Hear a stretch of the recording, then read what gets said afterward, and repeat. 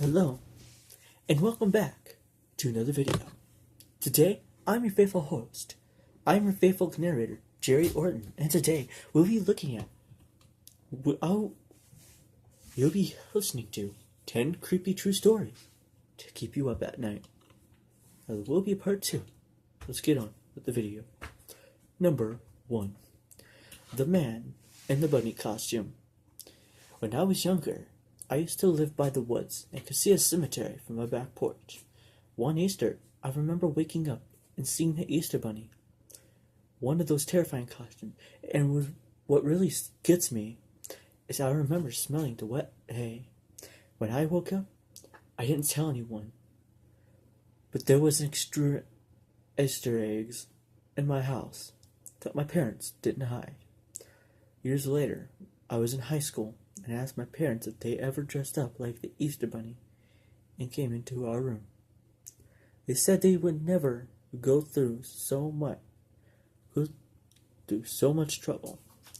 Then my younger sister, who I shared a bunk bed with when this happened, said she remembers when the Easter Bunny came into our room and made a remark about the hay smell.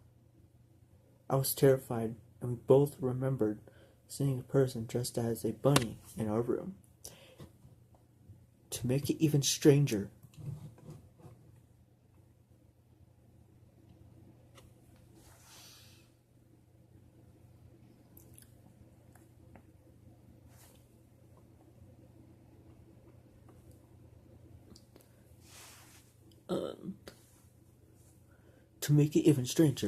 I told my friends I sat with at lunch what happened. One of the girls was my neighbor across the street. She told me one Easter, a long time.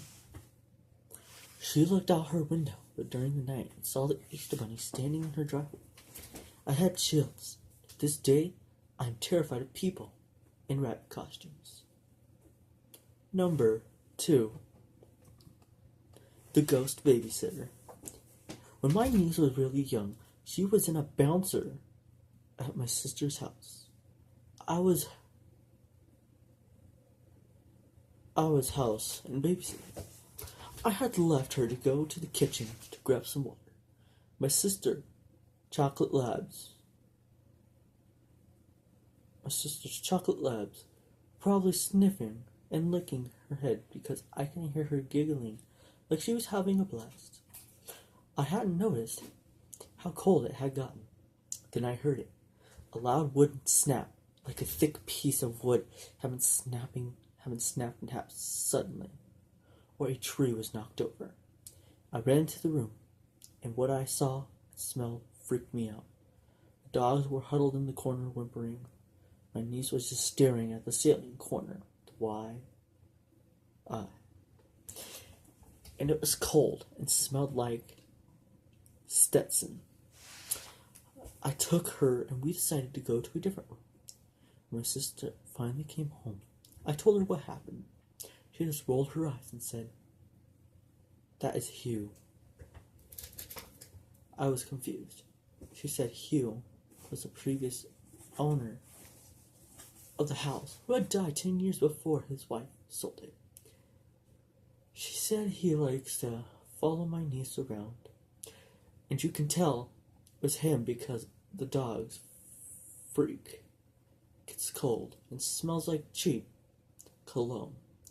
I don't believe in that shit, but I do believe the feeling you get in your gut when something doesn't feel right.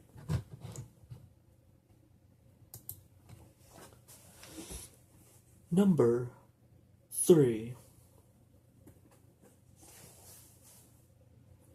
Stranger in the House.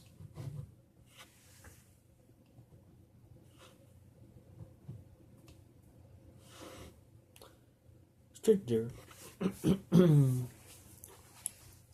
in the house. In college, I would go home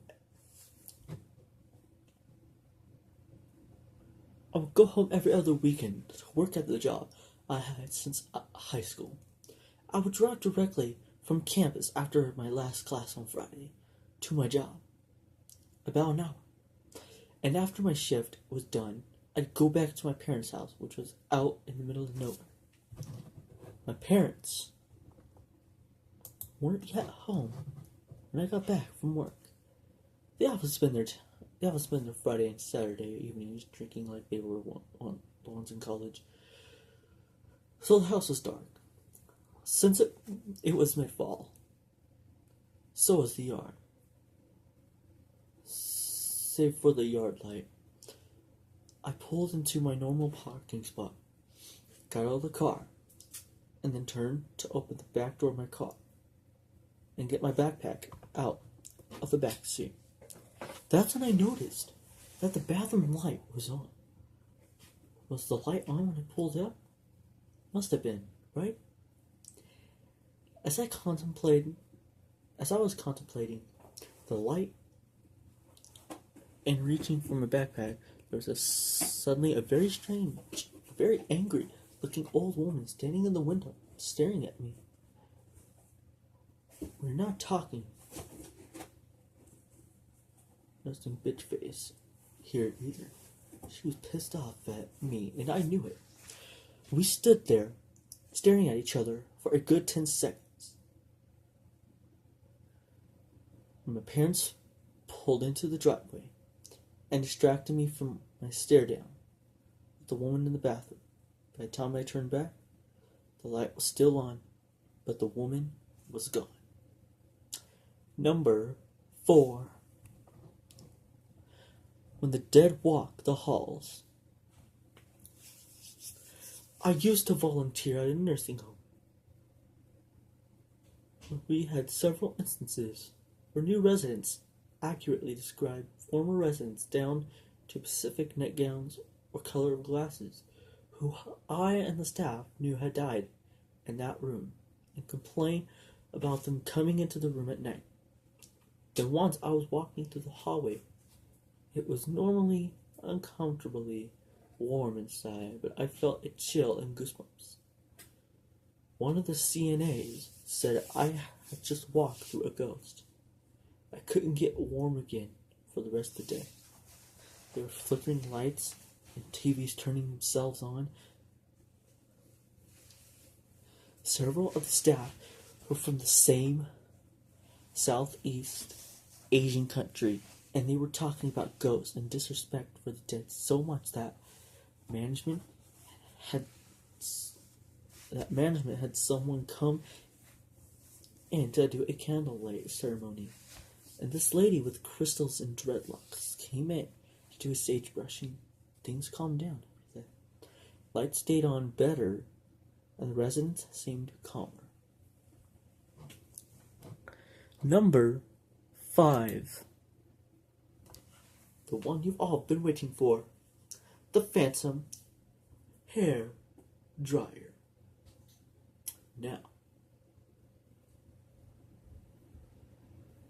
warning, if you guys don't want to approach any further into the video, I suggest you guys turn back, click on another one. That's all these videos are anymore. Scary. Now let's get on to the story. I was in my sophomore year of high school. I would usually get ready and then wait for my mother to drive me to school. While she was getting ready, I was just kind of hanging out of the bathroom with her while she was putting on makeup and curling her hair. She looked a little frazzled, and I asked if everything was okay. She told me about a weird occurrence the night before.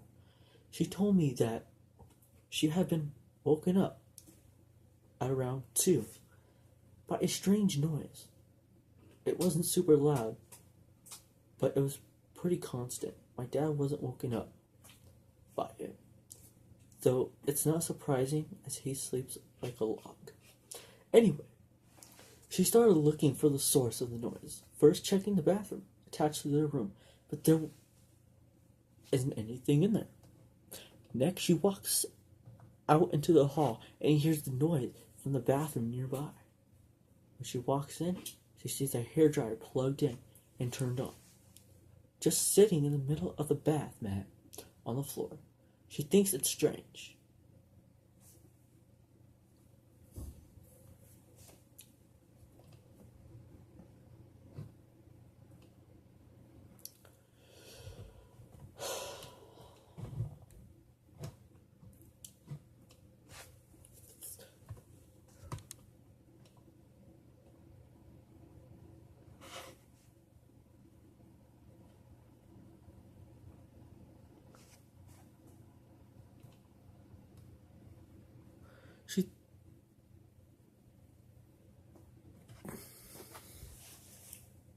She thinks it's strange, but there are 4 kids living in the house, and she thought maybe someone had sleepwalked and turned it on. Whatever. She unplugs it and puts it away. She goes back to bed and eventually falls asleep. About an hour later, she wakes up again and hears the same noise. She's kind of pissed off and goes to check it out again. Except now the noise is from downstairs.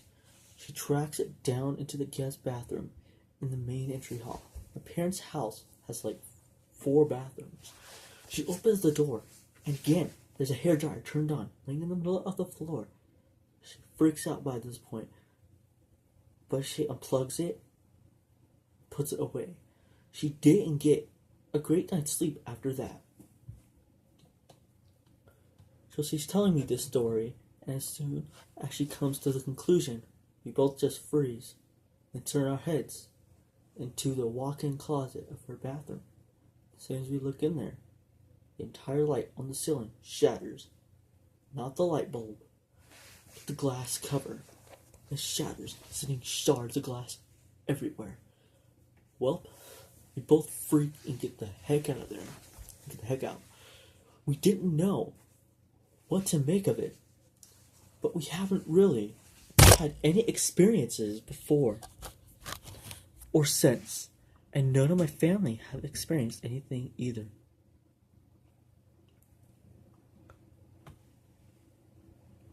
Number 6.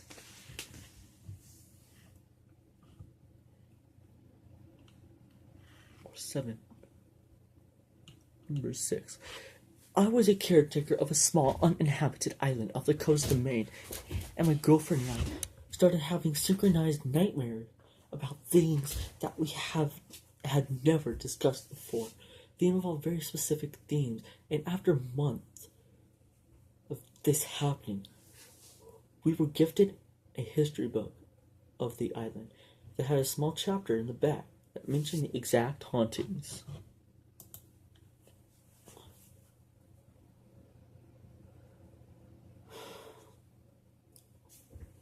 Number 7, if I'm right.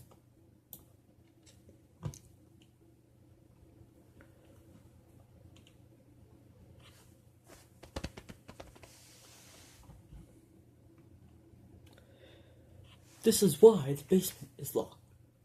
My mother was having dinner at a friend's house. It was It was a small old cottage that's been around for 100 years. She tries to find the bathroom and pulls on a door that is locked. A friend sees and says, "Sorry, that goes to the basement. The bathroom is over there." Thinking it is odd, the mother asks why the basement door is locked. My mother asks, "The door is locked." It's always locked. In fact, I don't even have a key for it. As the real estate agent advised me not to go down there, as it's not been upgraded like the rest of the cottage. It's a little more than a root cellar.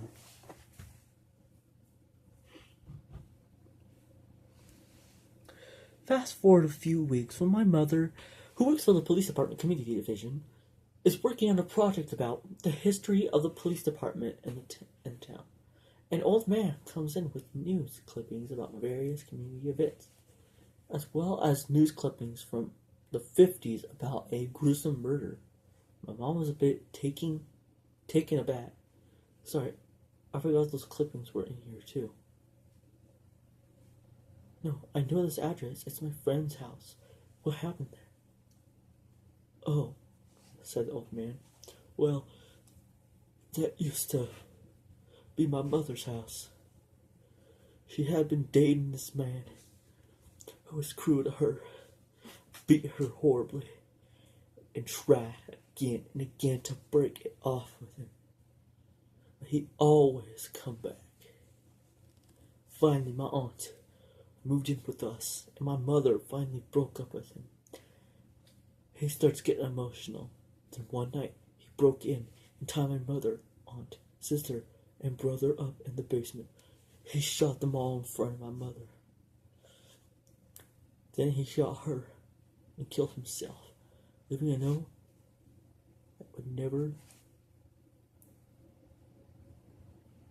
she would never leave him again. I was away at college. He started to sob. And this is how my mother's friend learned that she has a haunted quadruple murder-suicide scene in her basement. She moved out a year later. Number 8. The Dying Patient. A good friend of mine, while doing his rounds as a young intern, he is now a neurosurgeon. He had just looked in on a dying patient. After making the patient comfortable, he exited the room, sat on a nearby chair to write his report. After a few minutes, he looked up and saw the patient walking down the hallway. He called to the woman, but there was no response. As he stood up to walk after her, she disappeared. He quickly walked toward the patient's room and saw a light under the door. When he opened the door, it was completely dark in the room. So he turned on the light, went over to the patient, and felt her pulse. She had died. He swears to this experience.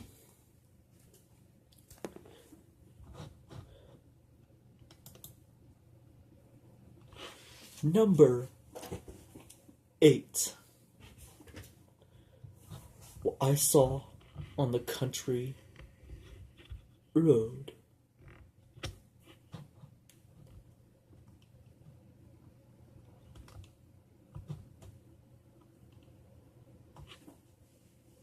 While in university, I loved finding snakes.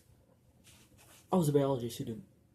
So a friend from herpetology club showed me this road that he would cruise for snakes. Cruising is when you drive slowly down an old back roads after dark, looking for snakes that have slithered onto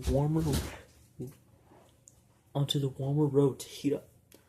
The road we took was about 4 miles and had around 4 houses on its entirety. We had taken a few laps on this road, and we were making our final pass. There are 2 houses near the beginning of the road, one at the end and one near the middle. We were getting close to the center house. When we see movement on the left side of the road. There are a lot of animals, obviously, on this road. So we aren't surprised to see this. However, what shoots out is this kid, probably around 8 or 9, in torn blue jeans and had a ripped black t-shirt.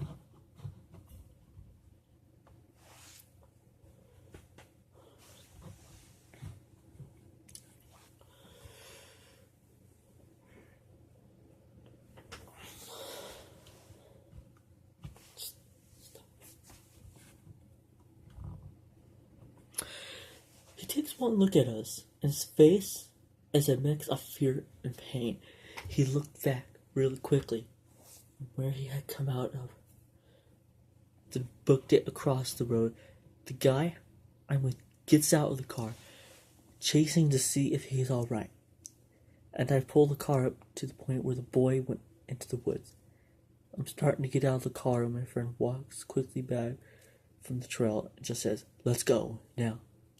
We hop in the car and tear out of there. He says there is a graveyard about 10 yards into the woods, where there are 5 gravestones with the same death date. They all had the same last name, and one boy, who was 9, never came back the rest of the summer to that road. We usually would go out once or twice a week. The next year, when my friend had graduated, I took my girlfriend out to the road. we had gone early to try and find different types of snakes. Different snakes tend to move at different points of dusk night. We got to the house near the graveyard, and these three men doing some yard work. I rolled down the window, explained what I was doing, and asked them about the graveyard. Apparently their dad's brother's family had all died when their space heater caught fire around 20 years ago. I kept pushing and asking about it, and they told me that the firemen, or whoever does it, had found all the bodies in the rubble except for the youngest son. They assumed he was too far burned. I asked if they had a little brother, and the 6'4", 250-pound man said he was the youngest. When I gave the description of the kid I saw, they all went white. They all had individually seen the kid I was talking about, and he always run to the gravesite. I've never been down that road again.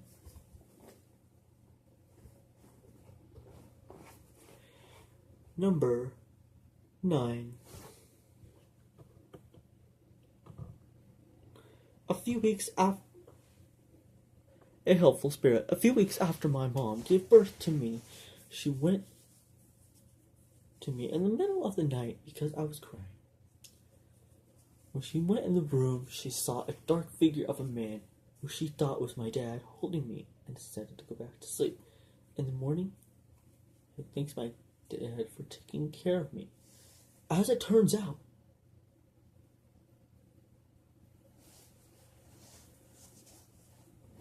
my dad was not even awake then, and nobody else was in the apartment.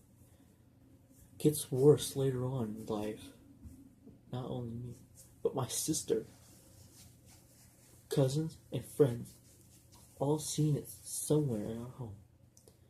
All in separate accounts, and we don't normally tell people about it unless they've seen it. And it follows us wherever we move to, and at this point, me and my family have all learned to ignore it, though we all know it's there. And last but not least, if you guys want to know what I look like, go to one of my other videos and check that out. Number 10.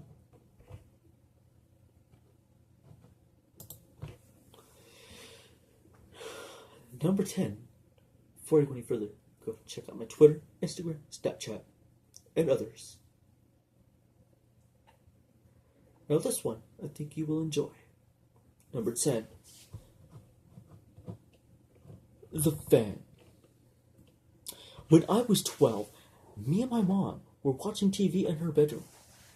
It was one of those really stuffy summer evenings, stating the obvious and said aloud, "It's so hot in here. It's so hot." Immediately the fan that was sitting on the dresser 5 feet away turned on. The switch couldn't really be flipped on by accident. It was pretty sticky and required a little bit of force to go from off to on. I can't really explain how that happened, but I like to think it was a friendly ghost. Thank you guys for watching. If you guys really enjoyed the video, please leave a like on it, smash the like button, and click the bell icon to get notified every time I upload videos, because it's the greatest thing ever. Till next time, see you on part 2.